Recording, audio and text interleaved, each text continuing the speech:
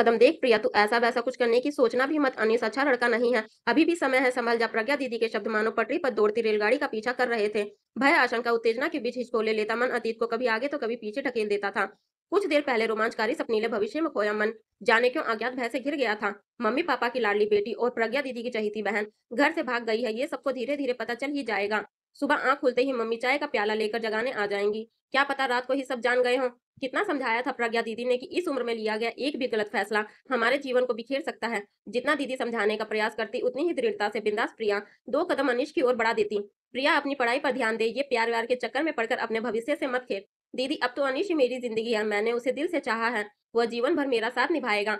प्रिया के ये फिल्मी संवाद सुन प्रज्ञा अपना सिर पकड़ लेती। क्या हम तुझे नहीं चाहते? और अगर तुझे अपने प्यार पर इतना ही भरोसा है तो एक बार पापा से बात कर, उसे सबसे मिलवा तो सही। एक अनजाने अविश्वास के तहत जाने क्यों प्रिया पापा से बात करने की हिम्मत ना जुटा पाई। उस वक्त अनीश द्वारा घर से भागकर शादी करने का रास्ता उसे रोमांच भरा दिखाई दिया। अनीश के केयरिंग स्वभाव पर वह उस दिन फिदा हो गई। जब प्रज्ञा दीदी के जोर डालने पर उसने अनीश को मम्मी पापा से मिलने को कहा तो उसने भावेश में प्रिया को गले लगा लिया और कहा वो अपने प्यार को खोने का रिस्क नहीं उठा सकता है। बस उसी रात गली के उस पार इंतजार करते अनीश के साथ वह आ गई।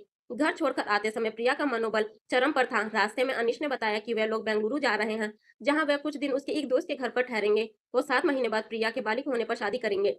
रास्ते भर वो प्रिया को समझाता रहा कि इस दौरान उसे किसी से संपर्क नहीं रखना है। इस मामले में यहाँ का कानून बेहद सख्त है। विचारों में डूबी प्रिया कब नींद के आगोश में चली गई उसे पता ही नहीं चला। अचानक एक स्टेशन पर गमागमी के बीच उसकी नींद खुली। उसने देखा तो अनीस अपनी सीट पर नहीं था। बिंदास और मजबूत इरादों वाली प्रिया का हलक सूख गया था। आवेग से उसकी आंखें भर आई, माथे पर पसीने की बूंदें चू चूहा आई थी। अकेलेपन के एहसास ने उसे घेर लिया। तभी वो अपना मोबाइल खोजने लगी। पूरा पर्स खंगाल डाला पर कहीं मोबाइल नहीं दिखा। आप मोबाइल तो नहीं ढूंढ रही हैं? एक आवाज ने उसे चौंका दिया। सामने देखा तो एक युवती बैठी किताब पढ़ रही थी। आपने मुझसे कुछ कहा क्या? मुझे लगा आप अपना मोबाइल ढूंढ रही हैं। हाँ, आपने देखा क्या? प्रिया ने पूछा तो वो बोली, तुम्हारे साथ जो लड़का है वो तुम्हारा भाई है क्या? उसका प्रश्न प्रिया को रुचिकर नहीं लगा। तभी उस युवती ने आगे खुलासा किया, तुम्हारा मोबाइल तुम्हारे साथ जो लड़का था वह ले गया है। कतार दृष्टि से इधर उधर देखते प्रिया को उसने बताया कि वह दूसरे कंपार्टमेंट में बैठा ताश खेल रहा है।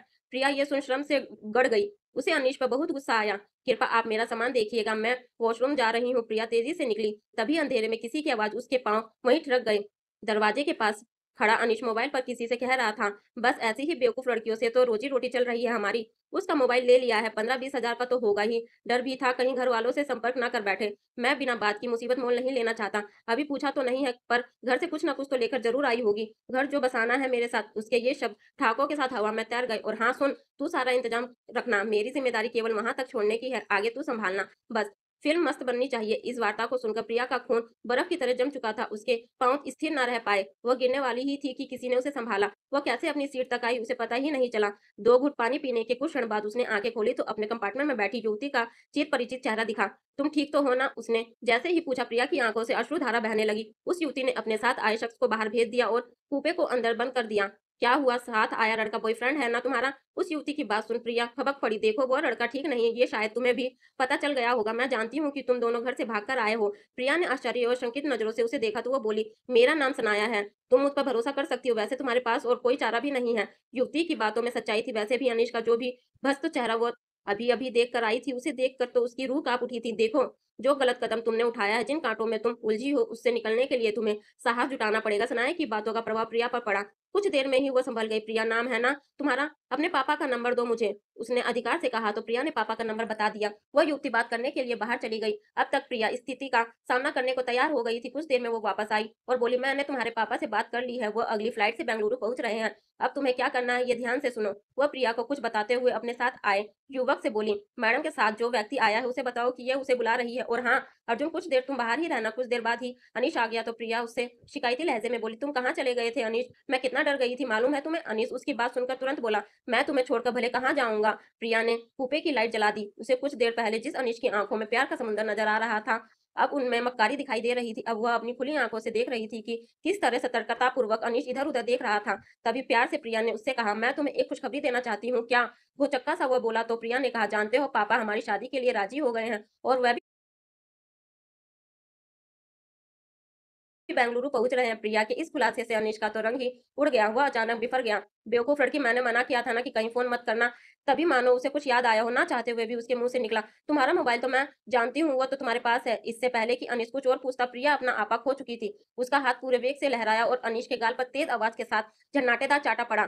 क्रोध और अपमान से उसका बदन कांप रहा था। अनीश का सारा खून निचुड़ गया था। शोर शराबे की आवाज बाहर तक चली गई थी। लोगों ने अंदर झांकना शुरू कर दिया था। उतनी ही देर में टीटी भी आ गया। उसने पूछा कि क्या माजरा है, तो बड़े इत्मीनान से वह युवती उठकर आई और बोली, ये मेरी रिश्तेदार है। दरअसल यह हमारे साथ बैठा एक यात्री है। हमें लगता है कि इसने हमारा मोबाइल चुराया है। आप पुलिस बुलाइए। अनीश के चेहरे की हवाइयां उड़ने लगी थी। देखिए मैडम, ये फर्स्ट क्लास का डब्बा है। आप इसमें बैठे यात्री पर इस तरह का इल्जाम नहीं लगा सकती। टीटी के बोलने पर अर्जुन बोला, मैं भी इनको यही समझा रहा हूँ कि पुलिस के झंझट में पड़ने से पहले खुद तसल्ली कर लो। इतना कहते ही उसने अनीश के जेब में खंगालते हुए प्रिया का मोबाइल निकाल लिया। अनीश सकते में था। पासा यूं पलट जाएगा उसने तो सपन में भी नहीं सोचा था। तुरंत रेलवे के 2 पुलिस कांस्टेबल आए तो उस युवती ने अपना पहचान पत्र दिखाया। एसीपी सनाया पढ़कर दोनों ने उसे एक करारा सैल्यूट बजाया तो टीटीए सहित प्रिया भी अचंभे में पड़ गई। टीटी हंसकर बोला, क्या बेटा चोरी भी की तो पुलिस वालों की? एसीपी सनाया ने अर्जुन से कहा, इंस्पेक्टर अर्जुन, आप इसके साथ अगले स्टेशन पर उतर जाइए। मैं बताती हूँ आपको आगे क्या करना है। और हाँ, जरा इसे समझाना और खुद भी ध्यान रखना कि इस लड़की का नाम बीच में ना आए। हंगामे के बीच अनीश को अगले स्टेशन पर उतार लिया गया। ट्रेन में सवार यात्री इस पर अपनी अपनी टिप्पणी देने में मशगूल थे। प्रिया अपमान और शर्मिंदगी से भरी देर तक रोती रही। तभी सनाया ने संतावना भरा हाथ उसकी पीठ पर फेरा तो वह सनाया के गले लग गई और बोली, आपने मुझे बचा लिया। आपका यह एहसान मैं कभी नहीं भूलूंगी। उसकी बात पर सनाया हंस पड़ी और बोली, कैसे नहीं बचाती तुम्हें? ये तो वही बात हुई कि एक डॉक्टर के सामने किसी ने खुदकुशी करने की कोशिश की। जान तो उसकी बचनी ही थी। ये मेरी पहली नियुक्ति है आईपीएस ऑफिसर के रूप में। तुमने तो मुझे शुरू में ही इतना बड़ा केस दिला दिया है। मैं तो तुम्हें देखकर ही समझ गई थी कि तुम घर से भागकर आई हो। ट्रेन में चढ़ते वक्त तो तुम किसी दूसरी ही दुनिया में थी।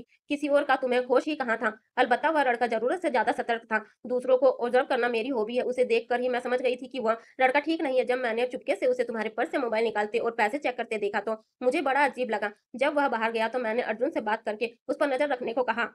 इसीलिए जब तुम वॉशरूम गई तो तुम्हारे पीछे पीछे मैं भी आई थी। मुझे पता था कि कहीं कुछ गड़बड़ है।